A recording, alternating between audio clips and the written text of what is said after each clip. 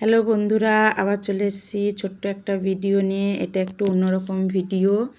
আমরা একটু একটা জায়গায় যাচ্ছি, যেটা হলো পৌষ সংক্রান্তিতে নদীতে স্নান। ওই দিনটা কি স্নান করলে শুভ বলে, তাও জানি না। যাই হোক, যাচ্ছি সবাই মিলে। আমার মেয়ে আছে, ভাজ আছে, ভাজের ছেলে মেয়ে সবাই মিলে আনন্দ করতে হচ্ছে। দেখুন বন্ধুরা, এই নদী ধারে চলে এসেছি। এটা এখানকার শ্মশান।